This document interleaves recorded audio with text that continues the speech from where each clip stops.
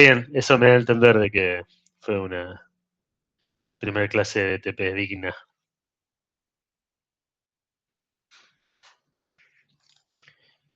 Yo sigo buscando, bueno, por un lado la guía de ejercicios,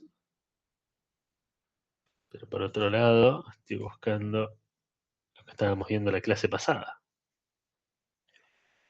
Si quieren aprovechar estos minutos para hacer alguna consulta de la índole que fuera, es vuestra oportunidad.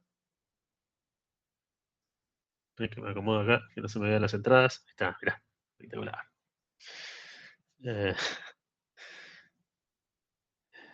Tácticas.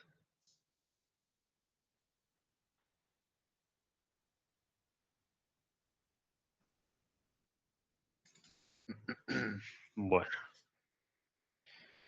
Entiendo que no tienen consultas, ¿no? Definitivamente. Todavía no. Ok. Sí, no hay problema, no las estoy forzando, simplemente les quiero dar estos minutos por si tienen alguna pregunta desde el punto de vista de la teoría, de la práctica, lo que sea. Pero si no, arrancamos con donde dejamos la clase pasada. Yo no voy a hablar del TP, eso se lo dejamos a Mariano por ahora. Sí les voy a seguir hablando de los contenidos del curso. Y la clase pasada estuvimos viendo, voy a saltear.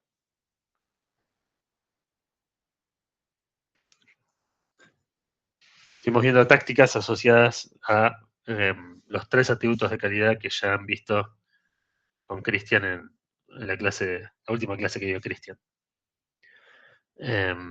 Que fueron, esperen que pongo el puntero láser, si no eso se puede vivir, ahí está. Que fueron performance, escalabilidad y disponibilidad.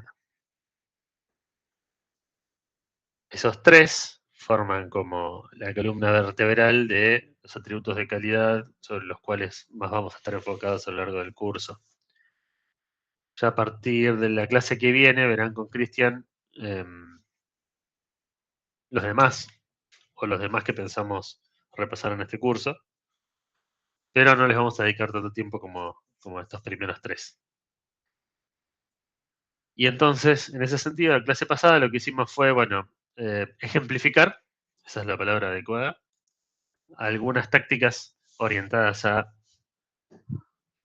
promover la performance en un sistema.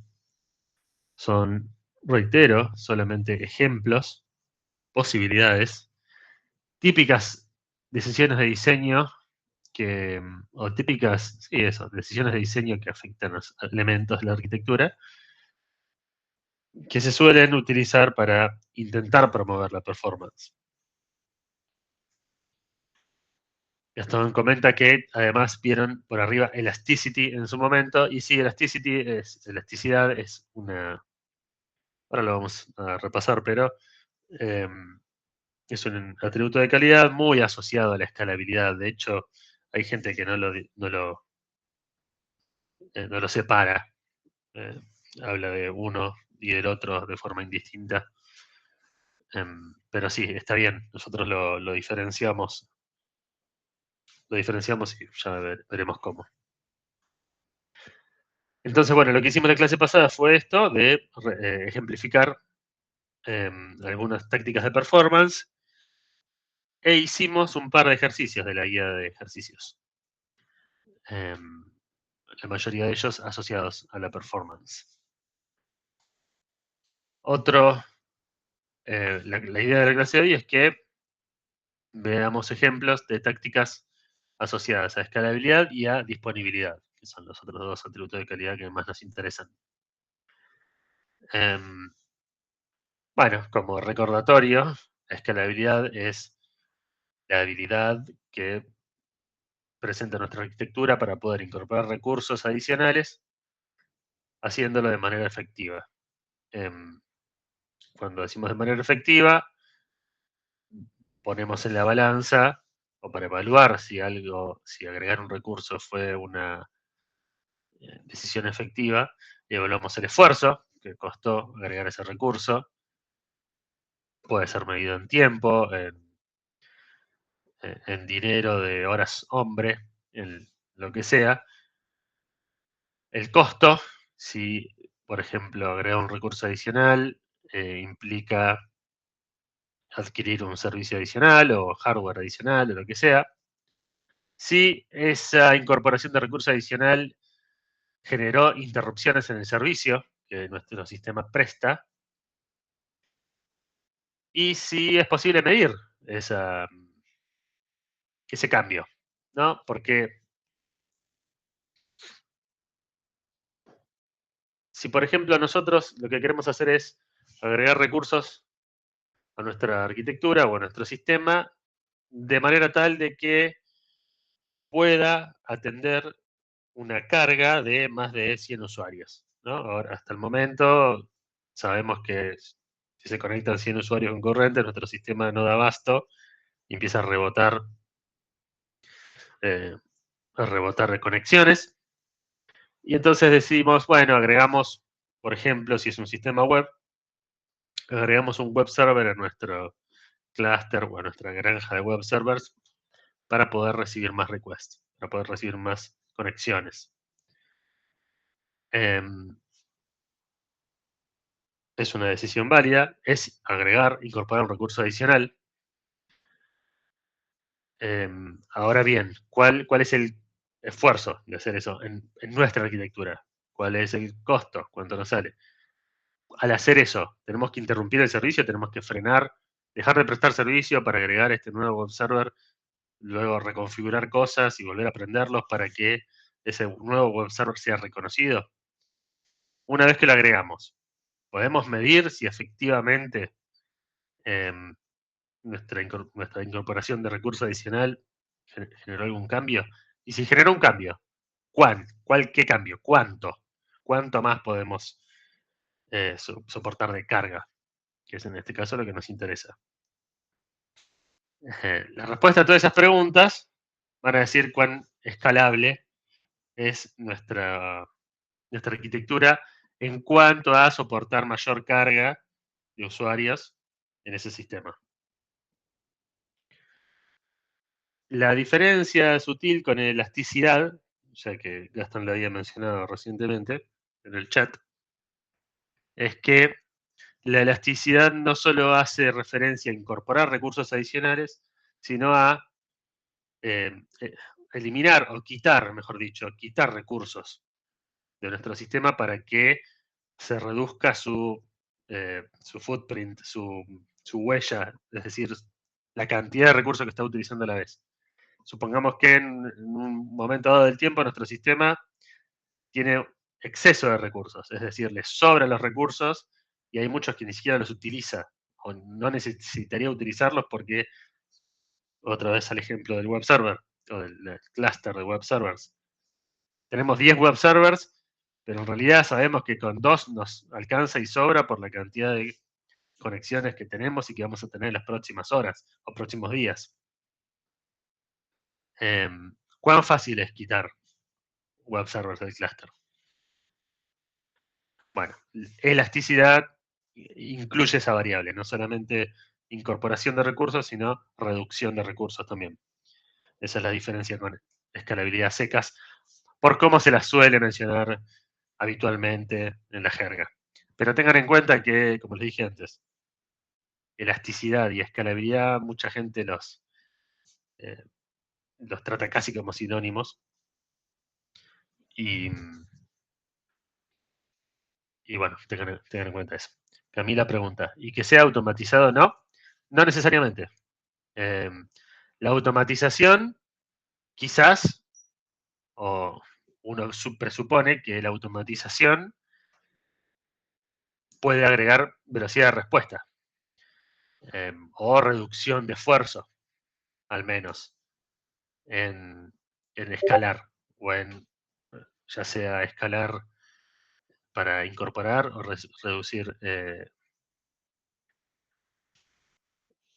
recursos, perdón, me trabé. Pero no necesariamente. no es no sé si un detalle, pero es una cuestión de implementación de cómo vamos a generar la incorporación de recursos o la reducción. Si lo hacemos a mano, con un administrador agregando los recursos, o si nuestro sistema se da cuenta que necesita más recursos y automáticamente solicita más recursos a, por ejemplo, nuestra plataforma de cloud computing, Amazon, Microsoft, no sé la que sea, para pedirle poder o recursos adicionales. Pero no es parte necesaria de una estrategia de escalabilidad, de automatización.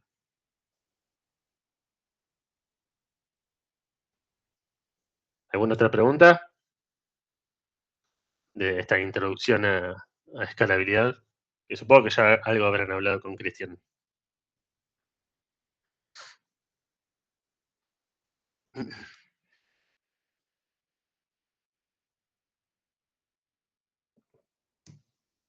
Bueno, sí, estas largas pausas son para que yo pueda tomar agua, ¿eh? Creo que ya se habrán acostumbrado a eso. Gracias, Gabriel, por el thumbs up. Bueno, vamos, ya es una fiesta el chat. Lo que seguramente hablar con Cristian es que cuando hablamos de escalabilidad, hay dos estrategias básicas de escalabilidad. Sí, exactamente, Gabriel, gracias. La estrategia denominada, escalabilidad horizontal y la estrategia denominada escalabilidad vertical. Cuando hablamos de incorporar recursos a una unidad física, a una única unidad física, por ejemplo, una computadora, imagínense una máquina, una instancia, un nodo, quiero llamarlo, que está compuesto esencialmente de estos, en el ejemplo este que está en este slide, ¿no? De tres componentes, CPU, memoria y disco, tres elementos. Cuando incorporamos recursos a una unidad física, por ejemplo, agregando CPUs o memoria o mayor cantidad o tamaño de discos, lo que estamos haciendo, lo que se suele decir es que se hace una escalabilidad vertical. A una unidad física le agregamos más recursos, escalabilidad vertical. Cuando lo que estamos haciendo es incorporar recursos a una unidad lógica, y acá la unidad lógica entendida como no los subcomponentes de esta máquina, sino las máquinas en sí, y a esto lo interpretamos a este server como parte de un conjunto llamado cluster, que es el nombre que habitualmente vamos a usar acá. Le agregamos unidades adicionales, recursos adicionales a esta unidad lógica, y lo que tenemos son más servers. Pasamos de 1 a 4. Entonces lo que estamos haciendo acá es agregar recursos a una unidad lógica llamada cluster, lo cual se denomina escalabilidad horizontal. La idea es que vertical es como hacer más grande una máquina, de ahí viene, y horizontal es como ensanchar el clúster o agregar unidades al clúster para que sea más ancho y tenga más capacidad de atender pedidos. En la jerga se suele decir scale up y down cuando hablamos, o sea, hacia arriba y hacia abajo cuando hablamos de escalabilidad vertical, y scale out e in cuando hablamos de escalabilidad horizontal, ¿no? Hacia arriba y hacia abajo la escalabilidad vertical, hacia afuera y hacia adentro la escalabilidad horizontal. Pero es un tema de jerga, nadie les va a reclamar que utilicen correctamente up versus out, al menos en este curso. Pero ténganlo en cuenta, cada vez es más la gente que los usa con ese sentido, o al menos en mi experiencia. Bueno, entonces, más allá de la estrategia, las dos estrategias básicas de incorporación de recursos, ustedes piensan que esta vez las estrategias de escalabilidad están orientadas a cómo escalar, ¿no? Cómo ejecutar la escalabilidad, dicho de otra manera, cómo incorporar recursos. Unidad física o unidad lógica. Ahora, ¿qué podemos hacer? La pregunta sería, ¿qué podemos hacer sobre nuestra arquitectura para que al incorporar recursos adicionales tenga un relativo bajo esfuerzo, un relativo bajo costo? ¿Qué hice? Esperen que perdí algo. Ahí está. Si no, se me saltó una notificación de algo y se me fue la pantalla. No sé si ustedes siguieron viendo, pero yo no. Ok, perdón. No, se me fue todo y miren, soy como una especie de usuario final de Windows que no entiende lo que pasa cuando salta una notificación. Bueno, les decía, em, ¿qué podemos hacer para que en nuestro sistema sea relativamente bajo el esfuerzo, el costo, que haya pocas interrupciones y que sea medible la acción de incorporar un recurso adicional? Bueno, hay algunas estrategias, perdón, tácticas. Las estrategias son las de escalabilidad, las tácticas son las decisiones de diseño que aplicamos para que al intentar escalar seamos más felices. Bueno, acá hay algunas, con el mismo disclaimer que con las de performance. No es que son todas, son las únicas, pero son algunas. Quizá la principal, que le vamos a dar vueltas un poco en este curso también, es la denominada stateless. Esencialmente que nuestros recursos de procesamiento no almacenen estado de los clientes que se conectan a ellos, ¿no? El típico caso es en la web, y es lo que casi todos conocemos como para ejemplificar más fácilmente. Si tenemos clientes web browsers y web servers, una relación cliente-servidor, estos web servers podrían o no, depende de cómo lo implementemos, almacenar información de quiénes son todos los que están conectados a cada uno de ellos, a cada uno de estos web servers, ¿no? Si hacemos eso, si almacenamos la información de cada una de las conexiones a nuestro server, puede llegar a tener algunos problemas cuando, por ejemplo, la cantidad de clientes es muy grande, ¿no? Si tenemos 10 clientes es una cosa, si tenemos 150.000 o 580.000 puede llegar a ser otra cosa. ¿Qué pasará con ese server si debe mantener en su memoria o en su cantidad de conexiones, sus sockets o sus no sé qué, de red, 580.000 registros que indiquen los que están conectados? ¿Cómo se entera cuando alguien se desconecta? ¿Qué pasa si alguien se va eh, o un cliente se apaga, el proceso del cliente se apaga? ¿Cómo nos enteramos que se desconectó? Bueno, hay un tema de manejo de sesión de cada uno de los clientes. No es que sea mala idea hacer eso con el contexto apropiado, pero sí es una mala idea para la escalabilidad. ¿Por qué? Porque imagínense si nosotros tenemos efectivamente una relación cliente-servidor en la cual los servidores mantienen en su memoria, imagínense, para hacerlo fácil, la memoria de su memoria RAM, información de cada uno de los clientes conectados y lo que va haciendo ese cliente en su sesión. Al momento que nosotros querramos escalar, es decir, en este sentido sería, imaginemos, escalabilidad horizontal, agregar un nodo al clúster de web servers. Si el servidor que estaba no da más porque no puede soportar más de 100.000 clientes, si agregamos otro server, nada nos garantiza que las nuevas conexiones vayan al nuevo server y no al viejo server.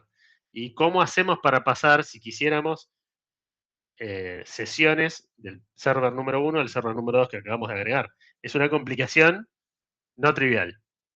Entonces, ese esfuerzo, eso se traduce en esfuerzo. Entonces, si se traduce en esfuerzo, significa que si bien agregamos un recurso adicional y tiene un esfuerzo relativamente alto, deja de ser una alta escalabilidad.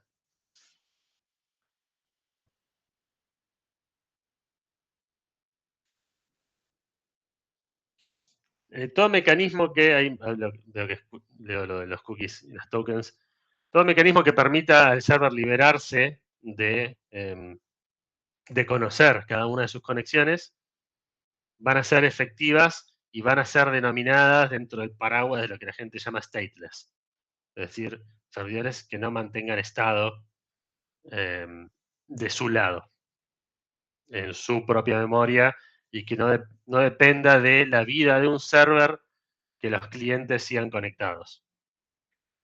¿Por qué? Porque el otro problema que tiene, y ya no es tanto de escalabilidad, pero sí de disponibilidad, el otro problema que tiene stateful, es decir, la idea de mantener estado al lado de los servers, es que cuando un server se cae, todas las conexiones y sesiones que estaban almacenadas en ese server caen con el server, en principio. Entonces, si nosotros la información de cada una de las sesiones las pasamos, una opción es pasarlas del server hacia los clientes, que los clientes guarden de su lado información local, en la manera de tokens, cookies, lo que sea, o simplemente almacenar archivitos en sus discos con, con la sesión o en la memoria, lo que sea del navegador o del cliente, hace que el cliente sea el responsable de mantener el estado de su sesión. Y liberaría a los servers de esa responsabilidad, y eso se considera, todas esas opciones se consideran stateless, ¿no? Entonces, almacenar el estado en el lado del cliente es una forma de implementar stateless. Otra forma semi-stateless, pero que también cumple con este objetivo de poder agregar servidores adicionales en estos casos, es disponer de un clúster separado, no de web servers, no de los servers que atienden a los clientes, sino un clúster separado de almacenamiento de sesiones, que puede ser, hoy día se utiliza mucho Redis, por ejemplo, Memcache u otras bases de datos no SQL que son especialmente óptimas para almacenar este tipo de información. Entonces tienen separado un clúster de Redis, Memcache o la base de datos en memoria o en disco que sea eficiente para almacenamiento de este tipo de cosas, de estado de sesión. Entonces, el server recibe los requests y demás, y si necesita saber si un cliente está en una sesión dada, o obtener información rápida sobre una conexión en particular, no la tiene él esa información, pero se la puede preguntar a este otro clúster o a este otro stack de servidores de sesión. Eso es eh, un cache de estado de sesión distribuido, ¿no? Es decir, separado en otro conjunto de servers. Con eso logramos, de cierta manera, que al agregar un servidor nuevo a ese clúster de web servers, no sea una cuestión de excesivo esfuerzo en cuanto al estado de los clientes, porque cada uno de los servers es stateless. Sí, se usa una cache puntualmente por la performance.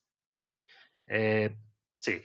Lo que pasa es que el tema de la cache se utiliza tanto la palabra que quizá hasta en este caso, que no es, que es el único almacenamiento de la sesión, decimos igual cache, pero sí, es correcto tu observación, Guido.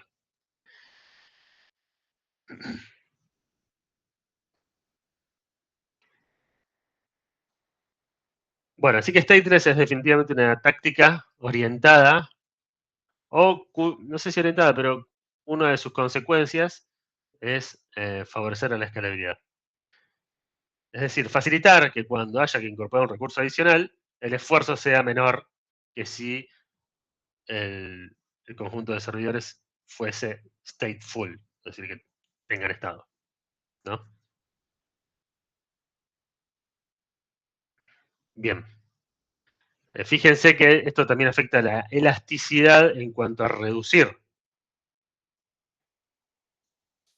cantidad de recursos. Si nosotros queremos reducir la cantidad de web servers de nuestro clúster y estos web servers almacenan estado de sesión, antes de matar un servidor, tenemos que ver qué hacemos con las sesiones que tiene en su memoria, si almacenan sesiones en su memoria. Y bueno, quizás no nos importa, lo matamos igual y se pierden todas las conexiones de los usuarios a ese servidor o que estaban teniendo el estado de sesión en ese servidor.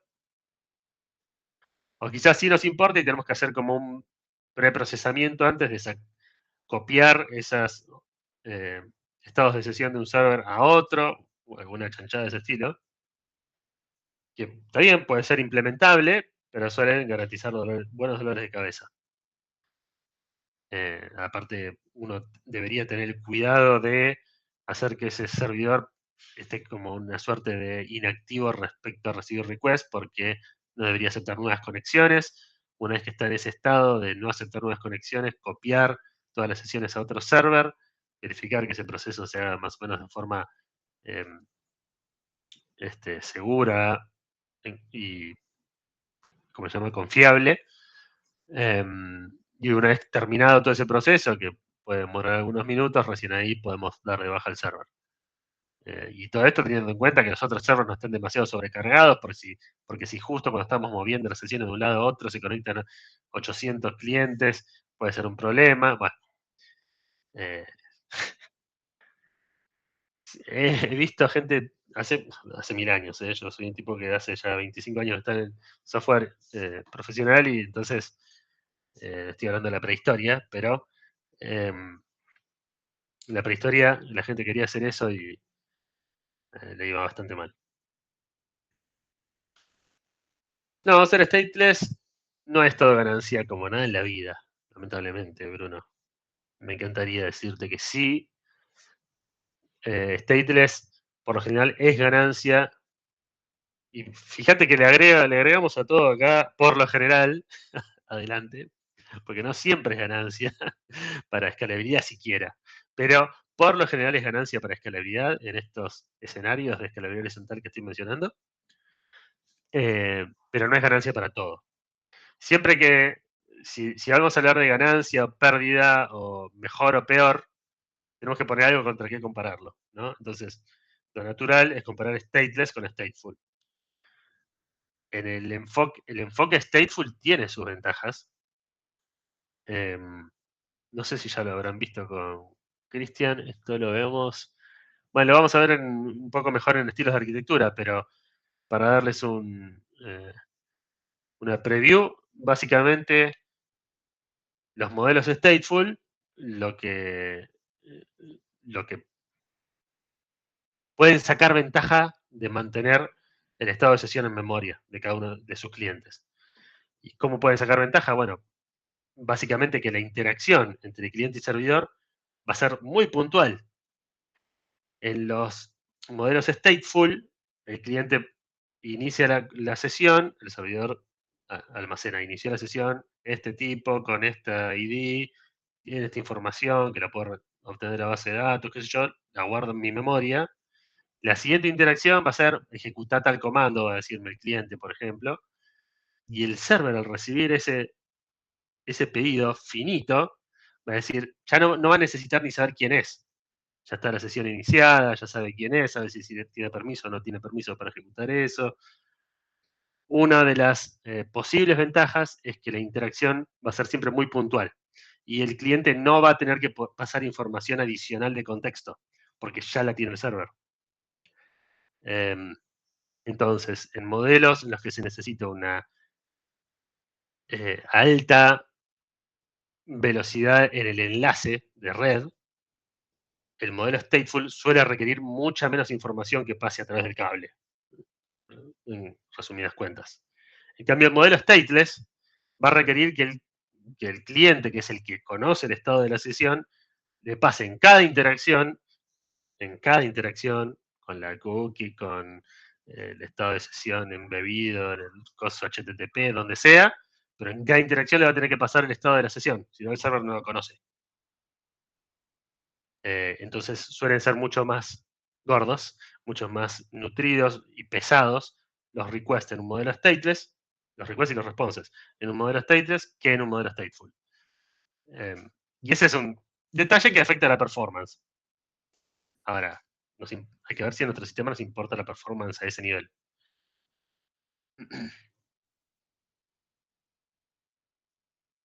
Gabriel, por supuesto, seguridad es otro atributo de calidad que, como siempre, se verá afectado por nuestras decisiones. Fíjense también que, bueno, stateless y stateful en ese sentido tienen ventajas y desventajas respecto a la seguridad. Hay que ver, por un lado, como decís vos, Gabriel, si tenemos vía libre para elegir. Por otro lado, si la tenemos, por un lado, mantener estado de sesión nos obliga, respecto a la seguridad, nos obliga a que esos servidores pueden almacenar la sesión en memoria de manera segura. Y cuando decimos de manera segura es esencialmente encriptada. Si es que la van a mantener en memoria. ¿Por qué? Porque si alguien logra comprometer ese server, loguearse ese server, meterse ahí adentro, un atacante, bueno, esa información debería estar lo más segura posible para que no puedan leer, alterar, etc. Por otro lado, si el modelo stateless, el atacante podría o atacar al cliente o interceptar una comunicación. En ambos casos puede interceptar la comunicación, pero en el modelo stateless pasa toda la información cada vez. Entonces, es más crítico en el modelo stateless proteger el enlace entre el cliente y servidor. Los datos mientras van viajando. Y ahí otra vez no nos queda otra, es la encriptación. Encriptar el enlace. Así que bueno, es una diversión que si la seguridad es un atributo de calidad suficientemente importante en nuestro sistema, vamos a tener que tener en cuenta. No les quiero vender una VPN, no.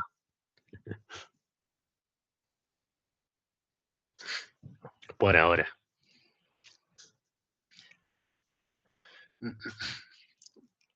Fuera del área de clase vemos. Bueno, esperen que se me fue todo el demonio. Acá está. Bien. No estaría mal tener patrocinantes, ¿eh? Bueno,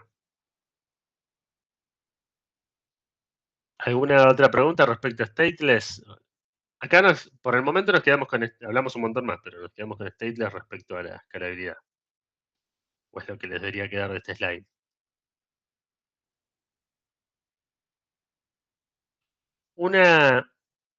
Esta es una idea y es una sugerencia.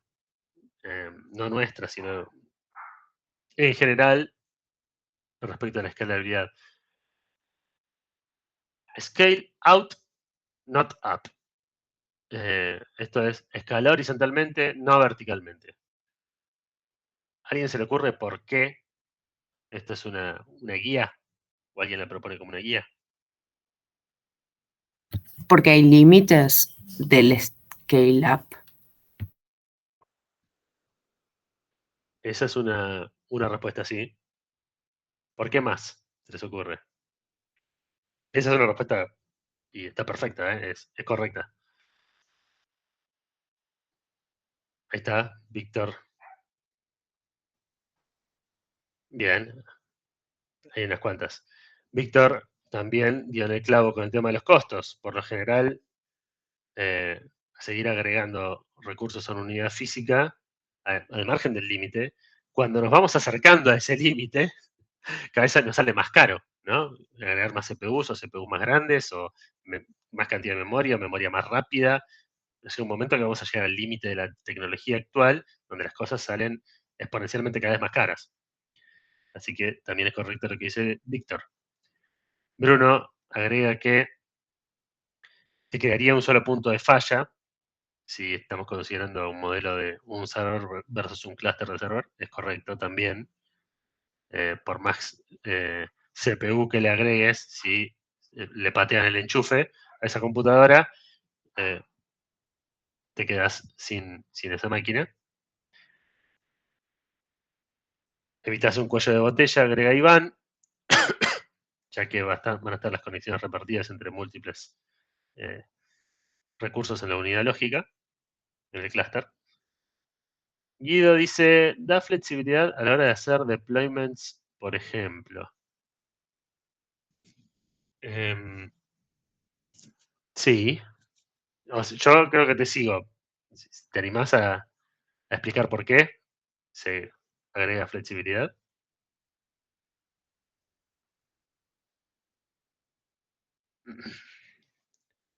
En un nodo, Guido sigue con su explicación, dice que en un nodo podés tener la versión 1 de tu software y en otro nodo u otro server, perdón, no web, otro server que agregues, otro recurso que agregues, puedes tener la siguiente versión. Estamos haciendo un deployment, tenemos la versión 1, queremos llevarlo a la versión 2. No matamos el servidor versión 1, sino que agregamos uno versión 2. Si tenemos múltiples versión 1, no matamos ninguno. Agregamos algunos de la versión 2. Los probamos, más o menos. Vemos que están bien, que están sanos. Y lo que podríamos optar en ese momento es decir, bueno, redirijamos, y esa es otra historia de cómo se hace, redirigimos el tráfico que está yendo hacia el servidor 1 hacia el conjunto de servidores 2, versión 2.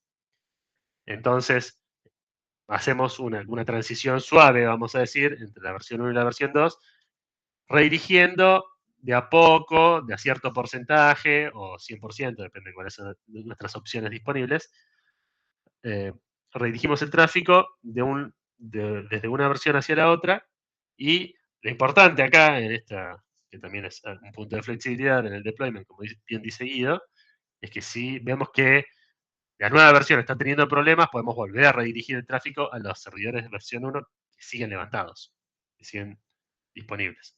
Entonces tenemos un rollback bastante rápido ahí.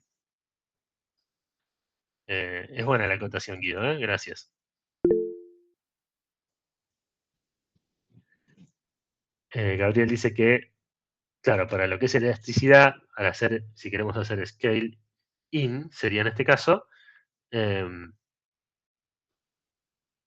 podemos directamente matar un server en escalabilidad horizontal.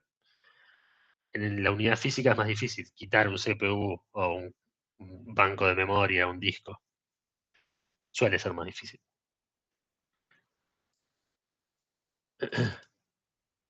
Bien, Guido continuaba, pero dijo lo que yo dije, me parece. Bruno, ¿cuál sería una ventaja de escalar vertical y no horizontal? Es más fácil administrar un solo servidor clúster que varios. Una aclaración, que tengamos escalabilidad vertical no implica que tengamos un solo server o una sola unidad física. ¿Está bien? Puede que tengamos un clúster de servers igual, pero que en un punto, digamos, tenemos dos. Imaginemos esta situación. Tenemos dos servidores. Quizás nos resulta más barato pasar esos dos servidores, agregarles un banco de memoria o más storage en disco, más almacenamiento en disco, que agregar un servidor adicional. ¿Y por qué nos puede resultar más conveniente eso? Porque quizás es más barato, menos costo en dinero.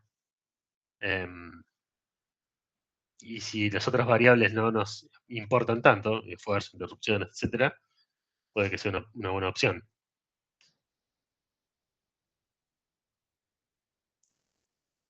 Por ejemplo, algo que sucede bastante en las plataformas de cloud computing, ¿no? Como Amazon Web Services, Microsoft Azure, 800 millones que hay dando vuelta por ahí, es que uno puede tener un clúster de servidores, no importa si son web, lo que sean, pero un clúster de máquinas, y uno puede administrar cuál es el tamaño, la potencia de esas máquinas. Y quizá uno empieza con un tamaño bien chiquito para pagar lo menos posible, porque cuanto más grande, más uno paga, ¿no? Y quizás uno hace las cuentas y le conviene, en lugar de agregar dos máquinas más para atender el tráfico que necesitamos, pasar al siguiente tamaño de instancia o al siguiente tamaño de máquina. Y por un tema exclusivamente de costos. Puede ser también, Iván, lo último que agrega.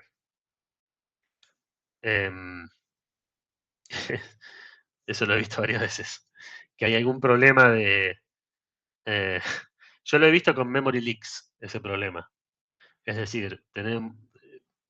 Esto puede ser una excepcionalidad, pero lo he visto un par de veces. Que tenemos un cierto software que se empieza a comer la memoria y nunca la libera. Y nos vamos dando cuenta quizás a lo largo de días, ¿no? Nosotros hacemos un deployment de nuestro software, ponemos la versión número 2 en producción, maravillosa, primer día fenómeno, segundo día fenómeno, tercer día viene alguien y nos dice, che, ¿te diste cuenta que el consumo de memoria sube y nunca libera? Y uno ahí dice, uy, y quizás recién al séptimo día estamos cerca de comernos el 100% de la memoria de los servidores, y en ese momento nos quedan quizás eh, pocas opciones para actuar rápidamente. Y quizás una buena opción para actuar rápidamente es agregarle memoria, mientras resolvemos el problema del memory leak en el código, donde sea. Pero sí, es una estrategia válida, Iván.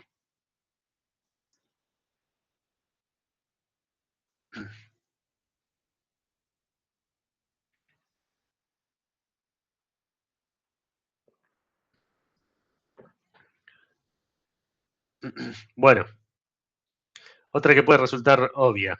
Evitar hardcodear o especificar fuertemente suposiciones sobre los límites o sobre la cantidad de recursos. He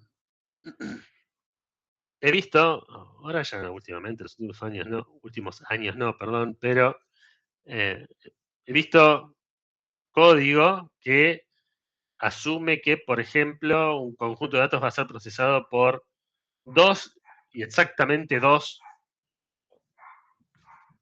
procesos distintos. Entonces, particiona ese software, ese código particiona los datos en dos grupos y dice, bueno, levanto dos threads o dos no sé qué y van a estar en dos procesadores. Bueno, ¿qué pasa con eso? Pensado en que dos procesadores lo procesen. Bueno, lo que pasa con eso es que cuando hacemos un scale-up, por ejemplo, y pasamos de dos procesadores a cuatro, por más que tengamos cuatro procesadores, dos van a estar cruzados de brazos, ya que estamos dedicando exactamente dos procesos, o dos hilos, o dos procesadores a nuestro conjunto de datos. Y en ese caso, agregamos recursos, buenísimo, pero no se usaron de manera efectiva, finalmente, como dice Gabriel. Ese es un ejemplo de suposición de recursos, de cantidad de recursos en este caso. Y uno también puede tener código que suponga límites, ¿no? Supongo que más de 100 requests por segundo, tenemos que explotar todo o hacer algo excepcional o lo que sea. Y bueno, el problema con eso es que, otra vez, aumentamos el tamaño de la unidad física o la escalabilidad horizontal y ya superamos la capacidad de 100 por segundo. Podemos procesar 300 por segundo. Sin embargo, el código ese que estaba recibiendo los requests, cuando dice if más de 100, rebotar. Entonces, sería bueno escribir el código así, if más de 100, rebotar. Esa suposición de un límite tan dura nos arruina todo el agregado de servers y lo que sea. Son medio sonsos los ejemplos que estoy dando, pero no es tan raro. No es, no es tan raro que le suceda y quizás sea un poco más rebuscada porque el número ese está en una configuración, que esa configuración está en un servicio que se le va a pegar desde no sé dónde, y ustedes en el momento que escriben el código no saben que eso está ahí. Bueno, maravillas de la computación. Bueno, luego está todo el tema de la parte de cuán medible es nuestro agregado de recursos, y por eso, y en casi todos los atributos de calidad, va a haber una consideración, o sería deseable que esté la consideración de cómo lo vamos a monitorear y medir. Por un lado, para saber cuál fue el impacto de nuestro cambio, como ya dijimos. Por otro lado, para, por ejemplo, detectar cuándo es necesario escalar, agregar recursos adicionales. Entonces, poder identificar servicios que están muertos, poder medir estas cosas como el consumo de memoria, cantidad de requests por segundo, límite de nuestros servicios, en qué límite estamos, en qué punto estamos de esos límites. Entonces, eso termina siendo crítico para saber en qué momento ejecutar la escalabilidad. Bien.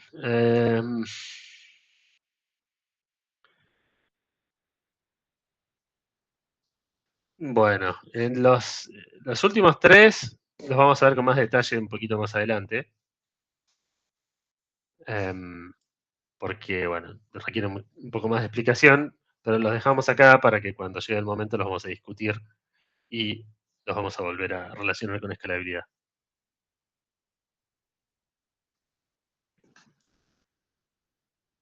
Ok, me cansé de hablar. A ver si tengo ley de ejercicios. Piki, tuki. Acá está la guía famosa. No.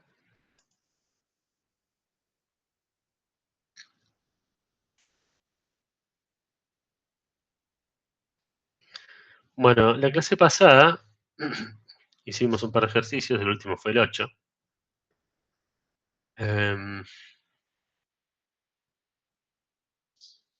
El ejercicio número 10 es el ejercicio canónico de escalabilidad y disponibilidad, en el sentido de que es el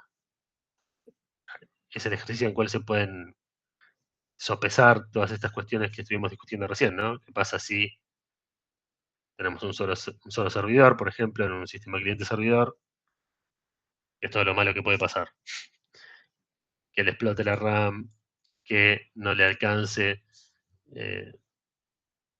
el procesador, la memoria o el enlace de red para recibir todas las conexiones necesarias, etcétera. Ya más o menos lo discutimos allí.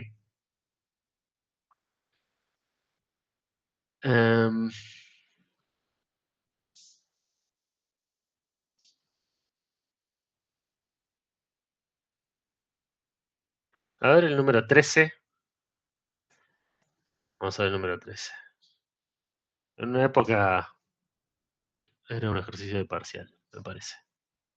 Bueno, número 13 dice, en la versión 1.0 de un sistema web de procesamiento de imágenes para generación de thumbnails. ¿Alguien sabe lo que es esto? No son las imágenes que te genera YouTube, tipo, para las miniaturas, eso. Exactamente. Con esa explicación nos alcanza. Pero es versiones nuevas o distintas, de distinta resolución de una imagen. Entonces, en la versión 1.0 de ese sistema, el server, evidentemente es un client server, recibía el request, generaba los thumbnails y devolvía la información de los mismos en el response. Hacía todo. Actualmente, en la versión 2.0 del mismo sistema, el server recibe el pedido de generación de thumbnails, lo agrega a una base de datos y devuelve una respuesta indicando solamente que el pedido se recibió correctamente y está en proceso. Continúa que en la versión 2 se incorporó un nuevo componente llamado worker, el trabajador, que se encarga de procesar los requests que el server agrega a la base de datos y notifica al cliente por email cuando los thumbnails han sido generados. Y acá el ejercicio pregunta, ¿es la versión 2.0 de este sistema más escalable que la 1.0?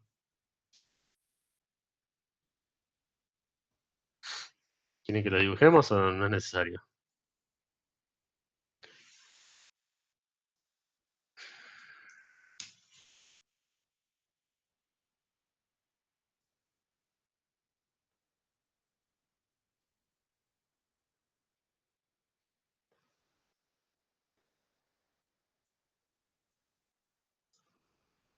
Espero que sea.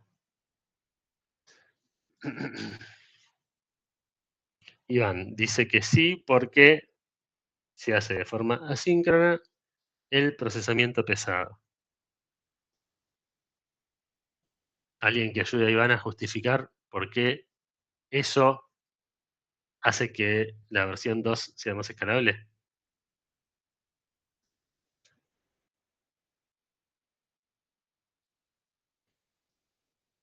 Porque el server está disponible para hacer el procesamiento más liviano.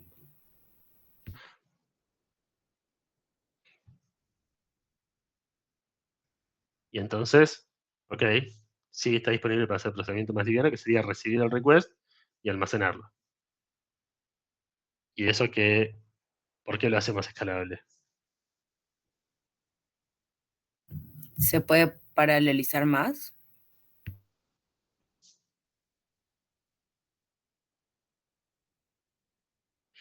No sé si lo hace más escalable.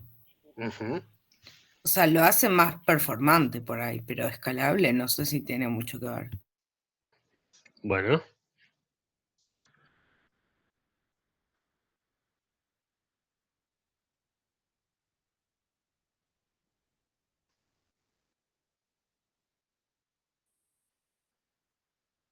A ver, me quedé pensando en lo que decían Camila. Si se necesita procesar más, Gastón dice, a ver, si se necesita procesar más thumbnails, se pueden agregar más workers. Y eso es escalabilidad horizontal. Bueno, ahí hay un punto. Iván dice, puede recibir más requests porque no está bloqueado laburando con la imagen. Las procesa cuando tiene recursos. Gastón completa, se puede adaptar mejor a un mayor volumen de requests si agrega más workers.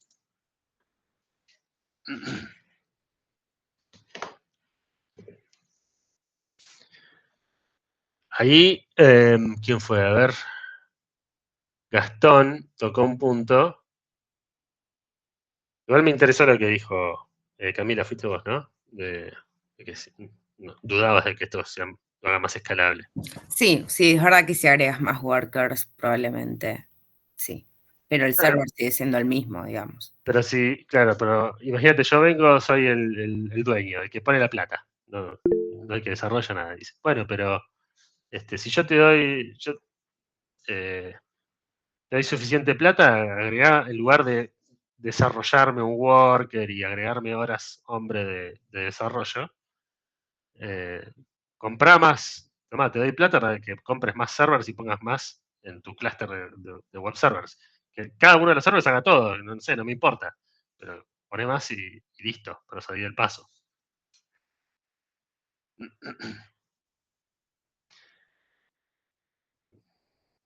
Entonces, bueno, yo ahí adrede quité una variable, que era el costo.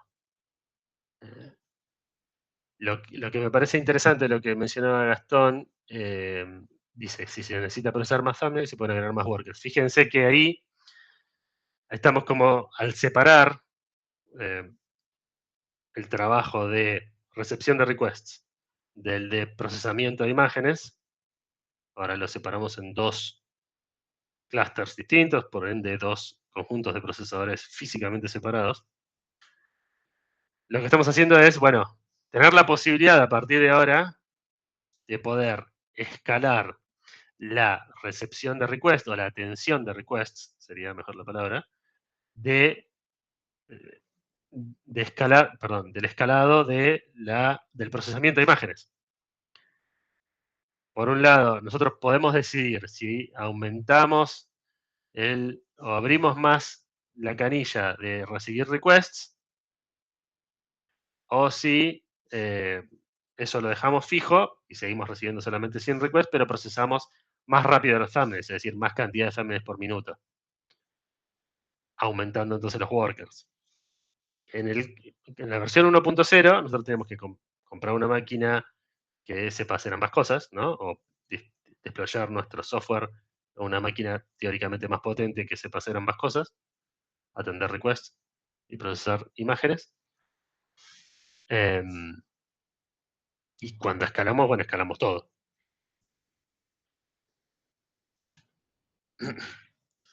Esperen que siga leyendo.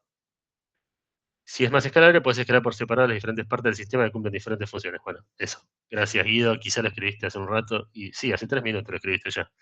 Y lo pusiste en un renglón y yo tardé como 3 minutos en explicarlo. Pero ahí, ojo ahí, porque ahí la ventaja, por cómo lo estamos hablando nosotros, es solo, esto muchas comillas, es solo de costos. De vuelta, si no me importa la cantidad de plata que se invierta en resolverlo ya al problema, y tengo solamente un clúster de web servers que hace ambas cosas, y entonces seguí comprando web servers y metí ahí, ya sea que necesitemos atender más requests o que necesitemos procesar más rápido los thumbnails. Seguí agregando, sería si no me importa el dinero. Ahora, en teoría es mucho más caro comprar uno de esos servers que separar el procesamiento y solamente tener máquinas dedicadas a tener requests y máquinas dedicadas a procesar imágenes. Deberían ser mucho más baratas, las máquinas en esos clusters. La versión 1, Gastón agrega, o sea, la versión 1.0 va a ser más costoso escalarlo, dado que quizás debas poner plata en agregar más servidores físicos, quizás hizo más esfuerzo que si agregas más workers. Hizo más esfuerzo que si agregas más workers. Y no sé. La segunda pregunta. La primera, seguramente sea más caro la versión 1.0 escalar que la versión 2.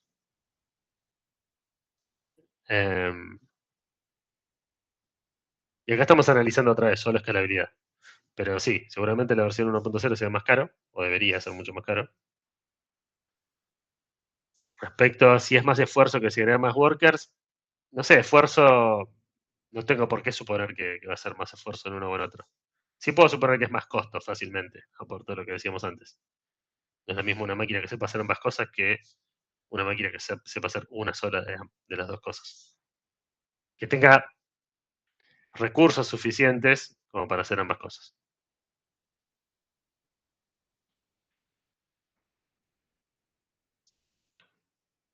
Pero que sea más caro hace menos escalable. Y te llevo a esto, mirá. Lo dice la teoría. Si al incorporar recursos adicionales es más caro en un modelo que en otro, eso le resta puntos de escalabilidad. Esencialmente. Así que sí. Punto final. Claro, te lleva la definición y se termina todo. No, bueno, pero tiene lógica, ¿no? Es decir, recuerdan que tiene lógica por qué lo voy a festejar. A justificar con algo que dijimos. Festejar no, se lo juro. Justificar con algo que dijimos en la primera clase. Este muchacho Robert Martin decía que uno de los propósitos de la arquitectura era facilitar el deployment, el desarrollo y el mantenimiento, el despliegue de nuestro sistema. Visto desde ese punto de vista, que nosotros hagamos que sea más barato aceptar o procesar más rápido, aceptar más clientes o procesar más rápido, hacerlo más barato implica mejorar la escalabilidad y por ende esa arquitectura mejora respecto a la escalabilidad. Desde ese punto de vista creo que tiene sentido que sea parte de la definición.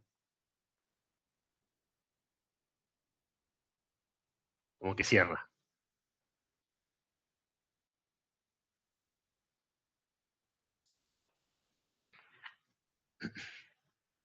Bien. Esto es interesante porque Es muy típico esto, hacer esto, de pasar de un modelo síncrono a uno asíncrono. Por lo general, y acá vamos ahora a meternos en más cuestiones que no son solo escalabilidad, pero que es el punto principal, la escalabilidad acá, es porque revienta la versión 1.0 en un momento, ¿no? ¿Qué significa que revienta? Tenemos N servidores en el clúster. Supongamos que preparamos ese clúster de web server para que escale horizontalmente, que se le puedan agregar nuevos servidores que atienden requests y procesen imágenes a la vez. Lo que termina pasando es que un spike, o es decir, un agregado, un repentino de clientes, de golpe se conectan 500 clientes a la vez porque una campaña de marketing o de mails o lo que sea, o se conectaron 5.000 en un lapso de 10 minutos, hacen que cada uno de esos servers explote bastante rápido. ¿Por qué? Porque esos servers van a tener un límite de procesamiento y de recibir conexiones bastante más reducido que máquinas separadas que solo sepan atender request y que solo sepan procesar. Entonces, con esta idea de separar el procesamiento y poner una base de datos o una cola de mensajes, acá sería lo mismo, ¿no? En el medio, el primer clúster lo único que tiene que hacer es agarrar el request, a lo sumo correr alguna validación de seguridad o algo por el estilo, y guardarlo en la base de datos. Entonces, lo agarro y lo guardo, lo agarro y lo guardo, lo agarro y lo guardo. Su trabajo es mucho más liviano. Podemos disponer de base de datos y de máquinas especiales, específicas para hacer ese trabajo, con mucho ancho de banda, pero con muy poco procesador, por ejemplo, muy poca memoria, no necesita nada de todo eso.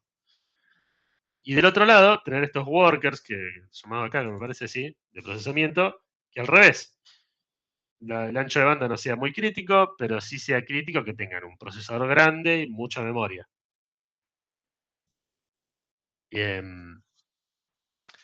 Entonces, volviendo a la versión 1.0, lo que pasa es que revientan más rápido. Allá con 20 conexiones a la vez, quizás 20 pedidos a la vez procesándose, un server ya no da más abasto.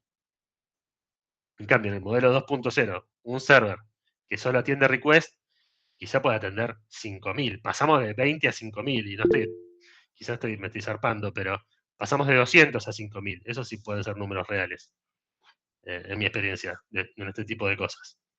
Es mucha la diferencia por tener hardware dedicado a una tarea y hardware dedicado a otra tarea distinta. María Cecilia agrega que puedes definir la arquitectura según los requerimientos de cada feature.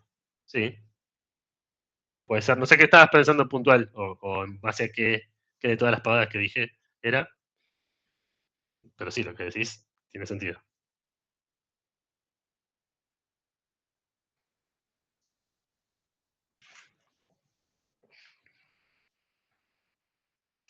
Bueno, bien. ¿Alguna pregunta adicional? ¿Algo más que quieran comentar sobre estas ideas de escalabilidad? Bueno, todo perfecto. Para terminar la clase de hoy, entonces veamos algunas tácticas de disponibilidad.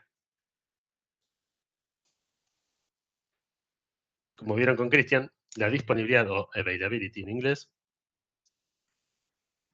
es la habilidad que tiene nuestro sistema para reparar o encubrir fallas de forma tal que el periodo fuera de servicio no exceda cierto valor. Bueno, muy genérico parece, pero en criollo sería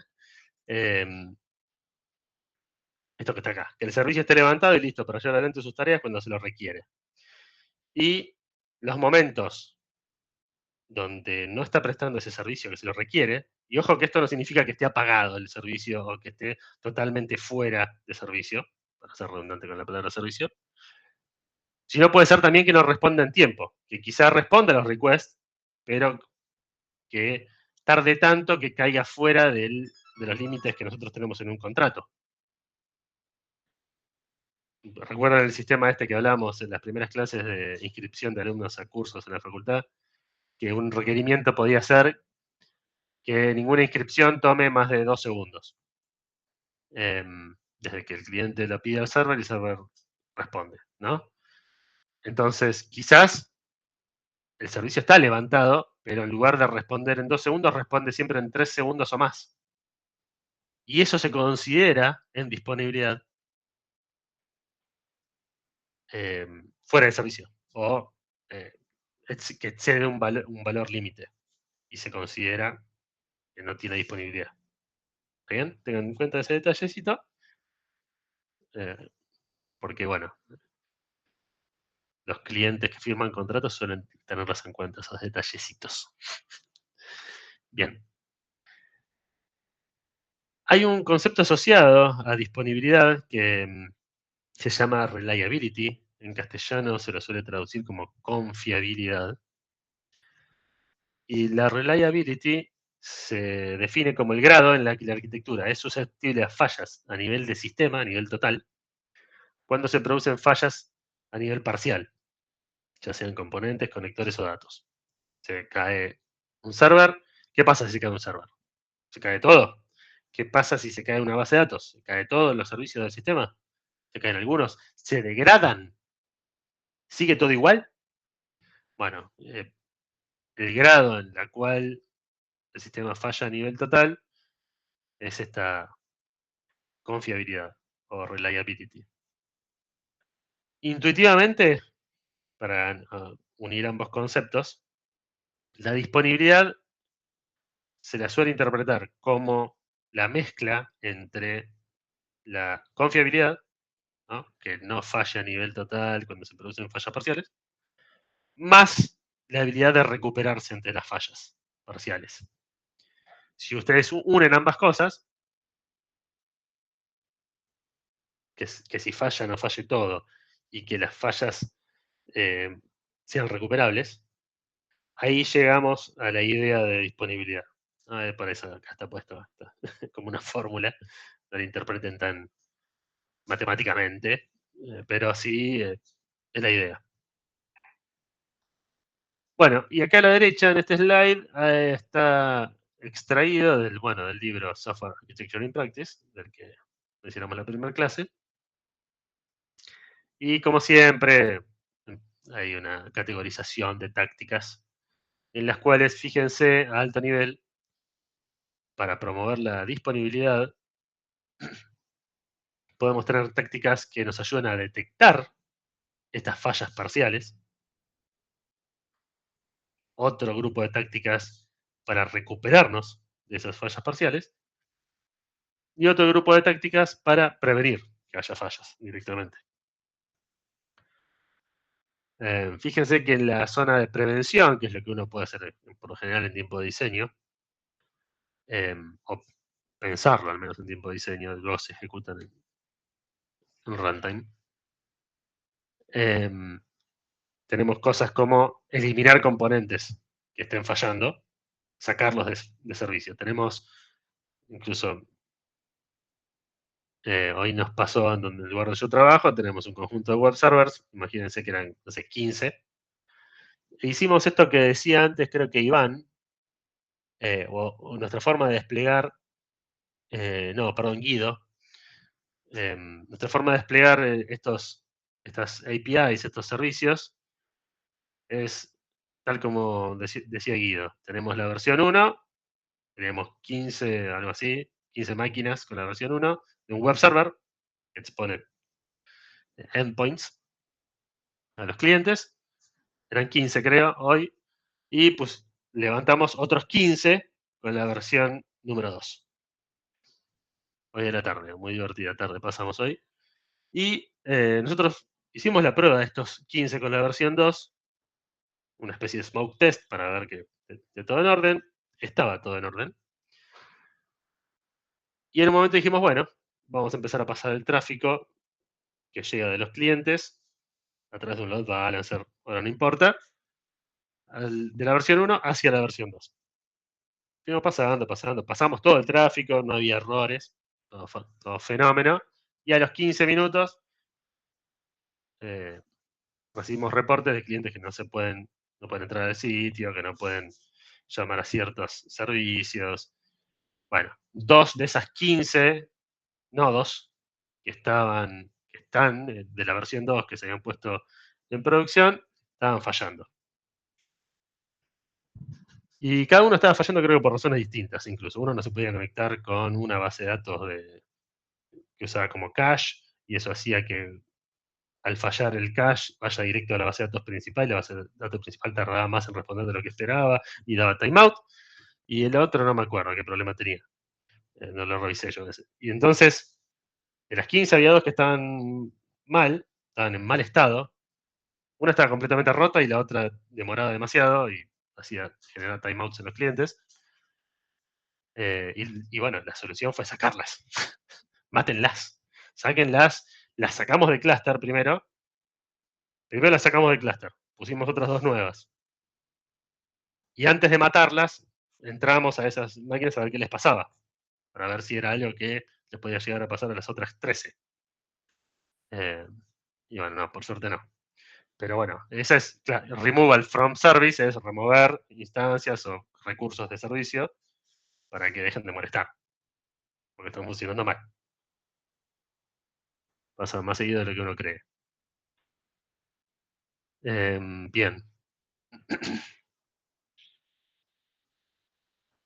Después seguimos con otros. Creo que con Cristian ya habrán hablado de ping echo y de monitor, pero ahora vamos con ello. ¿Hablaron con Cristian sobre números de disponibilidad? Sí, listo. Entonces, esto no lo voy a explicar, el cuadro de acá arriba a la derecha.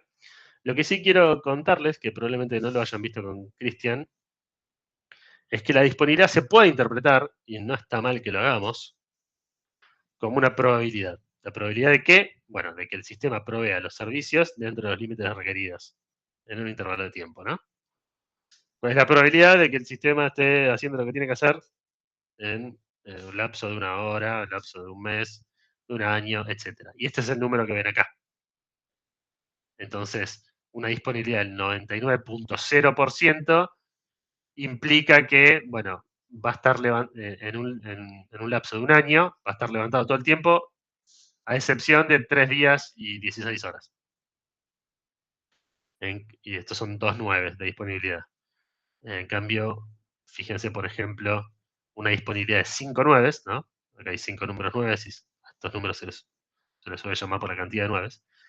Una disponibilidad de 5 9 implica aproximadamente 5 minutos de downtime por año, es decir, tiempo fuera de servicio por año.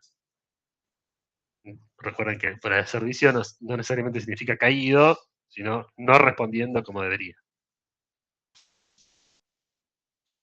5 9 es un número bastante alto. Exigente. 3 9 es algo que suele ofrecerse bastante seguido en servicios habituales. Bueno. Una buena pregunta, perdón, es cómo se calcula esta disponibilidad. Bueno, el método más habitual, no es el único, pero más habitual, es esta porquería que está acá, esta fórmula. MTBF dividido MTBF más MTTR, que les debe quedar clarísimo. Pero bueno, es una división en la que intervienen 2 variables. Y son 2 variables que se pueden calcular por estadística. MTBF es Mean Time Between Failure. Tiempo medio entre fallas.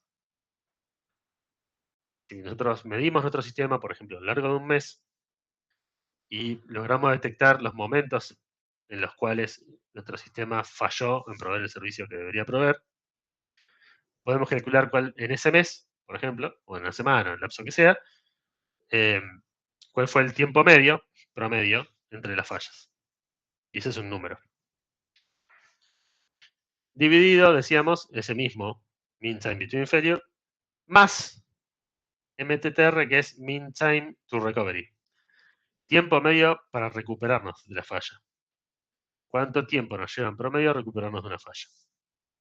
Eso también, bueno, se puede medir con registros históricos o registros estadísticos y se puede hacer esta cuenta.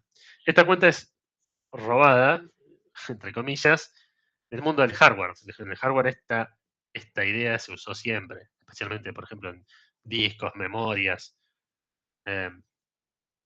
y demás. ¿Cuál es el tiempo medio entre fallas y el tiempo medio para recuperarse una falla? Bien. Estos números se pueden calcular. Acá hay un ejemplo en el cual un pobre desgraciado que mantiene un sitio web, él estima que cada 45 días lo llaman por una falla y que desde que el sitio falla transcurren como 40 horas hasta que lo pueda arreglar y poner el sitio en producción. Y con estos datos uno puede hacer este cálculo.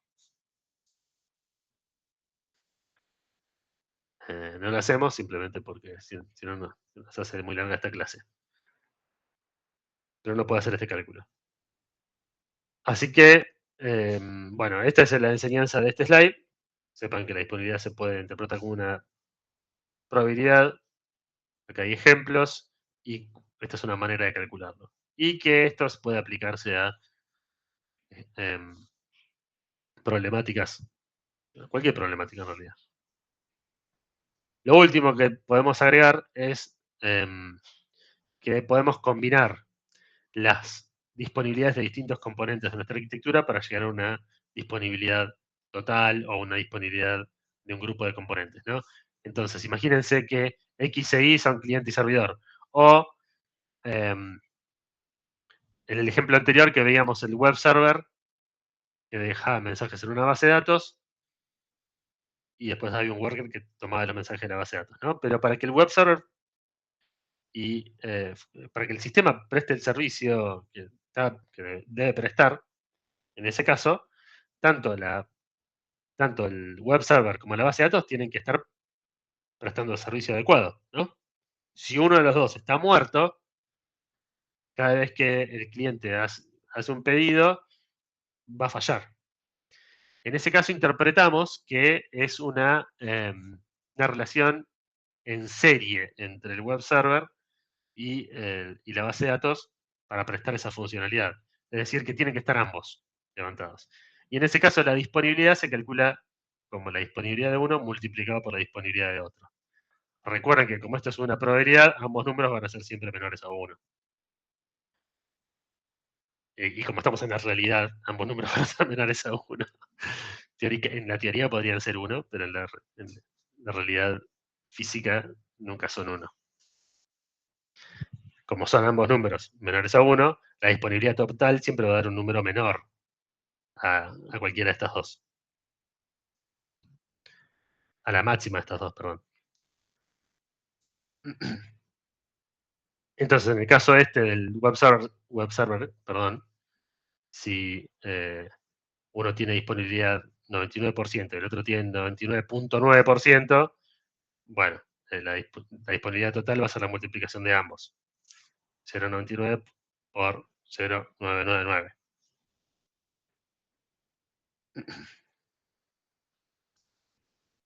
Que da 0.99 por 0.999, 0.98. ¿Está bien? Entonces, dos componentes en series, cuyo uno tiene 2 9 de disponibilidad y el otro tiene 3 9. La disponibilidad total del conjunto es 0.98.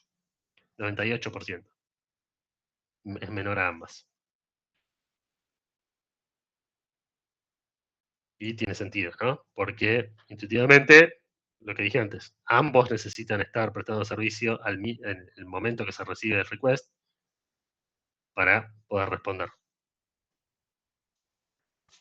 En cambio, en un esquema en el cual el request o el pedido o la información es procesada en paralelo y de forma redundante, han visto redundancia con Christian como la principal, diría yo, táctica de disponibilidad.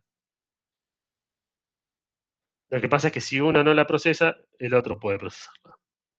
Y en este caso, bueno, el cálculo va a ser distinto, y si estamos en un clúster donde ambos componentes son el mismo, son homogéneos, digamos, la fórmula es esta que está acá abajo.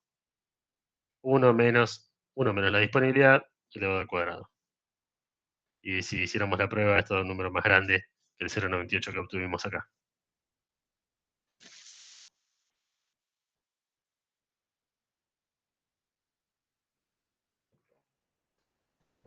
lo cual tendría sentido, porque como dijimos, esto es redundancia activa, digamos. Si no, un componente lo puede procesar, lo puede procesar el otro.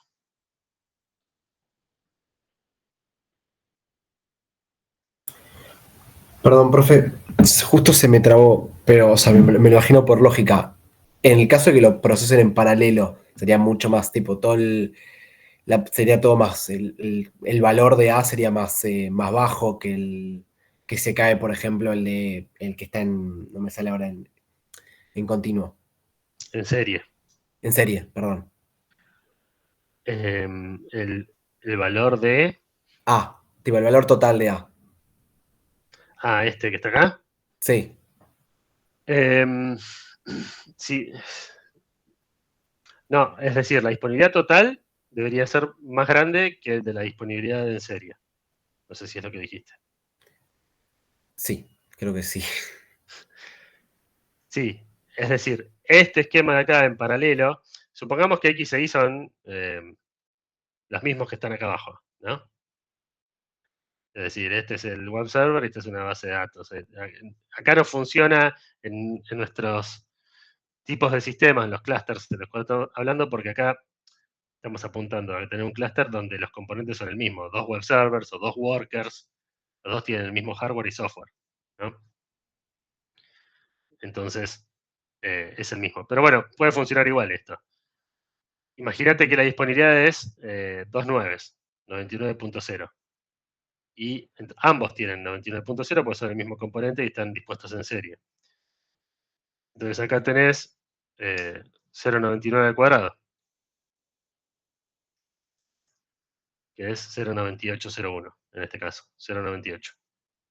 En este otro caso, tenés una cuenta un poco más revesada, pero es 1 menos 0.99.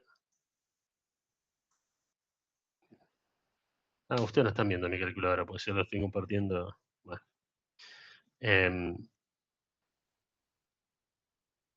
Esto al cuadrado.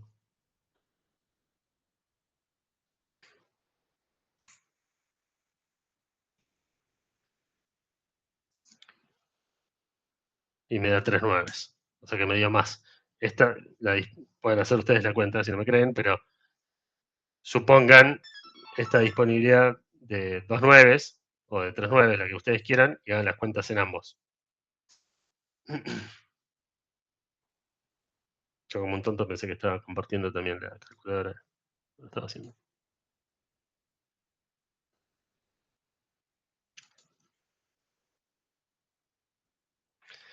La conclusión sería que en un clúster en el cual hay redundancia entre los componentes, entre los workers o los servidores, como en el caso de abajo, la disponibilidad total es mayor que si esos componentes estuvieran dispuestos en serie.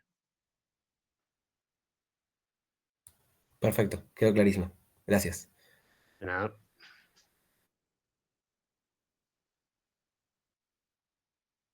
Bien, y si continúan los últimos slides, y ya vamos cerrando, hablan de algunas tácticas puntuales. Para detección de fallas, las principales son las primeras tres. Ping, también llamada echo, en el cual tenemos un componente que le hace un ping, le hace un request, o le pregunta a otro componente, che, ¿cómo estás? Y nosotros ahí podemos medir si el otro responde, si tarda mucho en responder, cuánto tarda en responder, etc. Otra táctica muy asociada se llama monitor, que es en la cual nosotros desarrollamos o disponemos de un componente capaz de monitorear otros componentes. Este nuevo componente llamado monitor puede usar ping echo como táctica, pero además puede disparar cosas más sofisticadas, como iniciar testeos, verificaciones de componentes más completas y cosas por el estilo. Heartbeat es otra táctica que calculo que lo han hablado con Cristian, y si no lo hablaron, lo estamos hablando ahora. en donde la responsabilidad de iniciar la comunicación es del monitoreado, ¿no? Entonces tenemos, imagínense, en el ejemplo del worker, ¿no? Que teníamos un server, una base de datos y un worker procesando. ¿Qué pasa si uno de estos workers toma una tarea de procesar una imagen y no termina nunca? ¿Cómo sabemos nosotros que no termina nunca? No sé, va 1 hora y todavía no terminó de procesar la imagen. ¿Cómo sabemos nosotros desde afuera que el worker está funcionando y todavía no terminó versus que no está funcionando y no va a terminar nunca? Se colgó, vamos a decir. Para poder detectar esas situaciones, tenemos la táctica Heartbeat, en la cual, que significa latido de corazón, ¿no? El worker, en este caso, implementaría la táctica Heartbeat emitiendo un latido, emitiendo una señal cada n segundos, o cada intervalo de tiempo que dispongamos nosotros, avisando que está vivo, ¿no? Entonces, cada 5 segundos, el worker tiene la tarea de avisar. Che, estoy bien, estoy procesando. Che, estoy bien, estoy procesando. Che, estoy bien. Y eso se le puede informar, por ejemplo, a un componente monitor. Y el monitor lo que está haciendo es, bueno, esperando ese latido cada 5 segundos. Y si no llega, si se queda esperando por más de 6 segundos un latido, hará algo el monitor. Por ejemplo, avisarle a un administrador que posiblemente algo ande mal con ese worker. Otra vez, estas tres son muy utilizadas como tácticas. Ping, echo, para revisar el estado de servers, Heartbeat para revisar el estado de workers o procesadores que llevan adelante procesos de larga duración, y monitor como una táctica complementaria para disponer de un sistema un poco más completo de detección de fallas. Ups, perdón. Bien. Bueno, estas son vigiladas. Chequear la validez de los outputs. Voting es una táctica muy interesante que probablemente vayan a hablar con Christian también. Pero es la implementación de redundancia. ¿Está bien? Es decir, multiplicar los componentes para que si uno no puede tomar una tarea, la tome otro. Si uno se cae, haya otros para tomar su lugar, etc. Bueno, de recovery hay toda una historia gigante.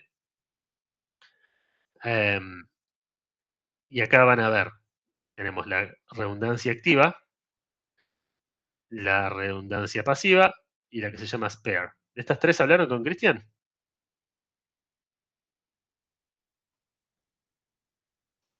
No. Bueno, no se preocupen, las van a hablar la clase que viene.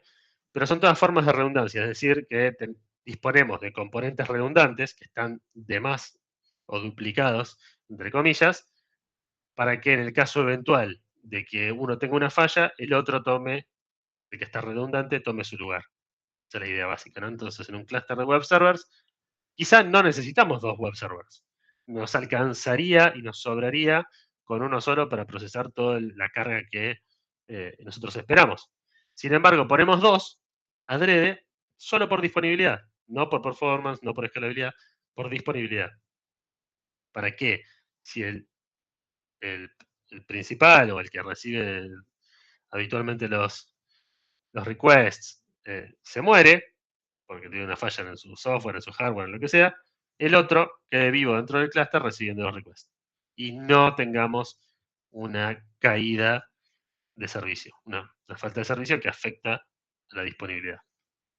La redundancia es quizá la táctica más utilizada en software y en hardware para promover disponibilidad. Fíjese que acá también hay tácticas como rollback, ¿no? Poder revertir el estado de un sistema, como hablamos antes de versión 1 y versión 2 en un clúster, de redirigir el tráfico de una a otra, es una forma de rollback. Lo mismo, no sé, la facilidad que tienen algunos sistemas operativos de volver a un estado anterior de datos y de parches del sistema operativo, etc. Para efectos temporales podemos usar retry, reintentar operaciones. Se consideran todas tácticas de recovery, es decir, apuntando a la disponibilidad, ¿no? Falla nuestro server, en lugar de tirar el request a la basura, volvemos a intentar, antes de darlo por perdido. Y bueno, al final de nuestros slides tenemos algunas tácticas de disponibilidad desde el punto de vista de cómo prevenir, ¿no? Fíjense que acá hay cosas como removal from service, que ya hemos ejemplificado en su momento, y otras cosas más sofisticadas como modelo predictivo. Por ejemplo, si disponemos de un monitor, la táctica que dijimos antes, podríamos llegar a ese monitor ser lo suficientemente sofisticado para analizar datos de diferentes componentes y poder predecir que puede llegar a haber una falla en el futuro inmediato o en el futuro de corto plazo.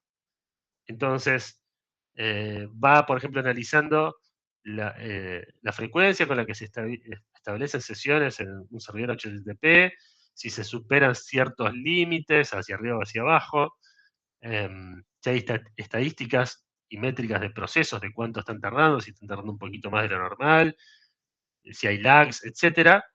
Y el monitor disparar alertas o acciones en función justamente de eso. Entonces, fíjense que acá es como un monitor con esteroides. Bueno, y el resto se lo dejo para que lean ustedes, porque ya casi son las 10 y porque si no nos vamos a pasar el horario y ya estamos cansados, supongo, yo al menos. Gastón pregunta, ¿Kubernetes maneja redundancia en el caso de que un clúster de un servicio se rompa? ¿O la maneja de otra manera? Mi primera respuesta es no sé. O sea, hasta donde yo sé, Kubernetes es una implementación de containers donde no necesariamente hay redundancia. Que eso queda, pero corríjanme los que sepan más de Kubernetes, yo no he estado en ese mundo aún. Entiendo que la redundancia tiene que venir por el lado nuestro, es decir, si de alguna manera beneficia la disponibilidad.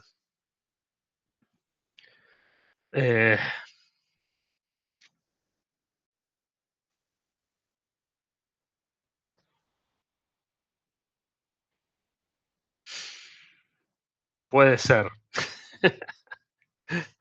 Puede ser. Depende de cómo lo implementes, creo yo. No me animo a darte una respuesta cerrada. Puede ser que containers en general, con containers en general lo que puedes hacer es utilizar una sola plataforma, una sola unidad física para simular varias unidades lógicas, ¿no? Varios servidores en uno solo. Entonces, ahí puede pasar que uno de los dos se muera y el otro siga vivo, y ahí entonces, en lugar de tener uno solo en una máquina física, siempre pones dos por un tema de disponibilidad. Entonces, pero ahí es redundancia, la joda. Solo que Containers te abre la puerta a hacer redundancia virtual, con unidades virtuales y no físicas. De todos modos, si googleás y averiguás, después contá, porque yo de Kubernetes no sé nada, o muy poco. Gracias, Gastón. Bien, ¿alguna pregunta más en el minuto que nos queda?